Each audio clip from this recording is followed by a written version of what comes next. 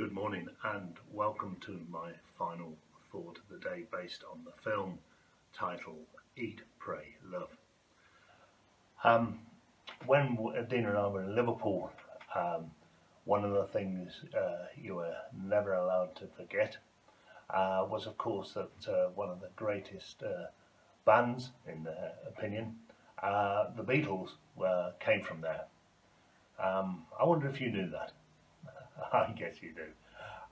But of course, one of the famous hits that they had was Love Was All You Need. And so love is what we're going to look at today.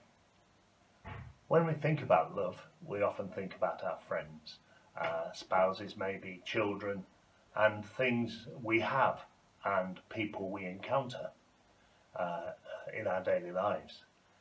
Being Christians, however, we must look at the world with the loving eyes of God. John 3:16 tells us that God so loved the world, not just loved it, he so loved the world. So we as God's children must love the world as well. We're meant to be imitators of Christ after all. We're not to love the sin of the world, of course, but love the sinner in the world.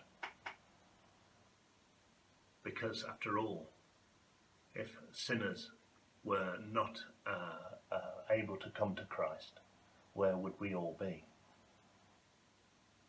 Love encompasses all things that God is, all things we work for, the overall reason of God's design for man and woman, and the sacrifice of his Son. Love should dominate our existence. We are to love. Who are we to love? We're to love our brothers and sisters, it tells us in 1 Peter 1:22. Seeing you have purified your souls in obeying the truth through the Spirit, it tells us that see that you love one another with a pure heart fervently. Who else are we to love? Well, yesterday, I talked about praying for the one that pushes our button, and that seemed to touch a nerve with myself and one or two others. But we're also, today, we're here that we're to love our enemies. Luke 6, verse 35. Love your enemies, do good to them, and give to them without expecting anything back. Then your reward will be great, and you will be children of the Most High, because of He is kind to the ungrateful and wicked. So we're to love our brothers and sisters. We're to love our enemies.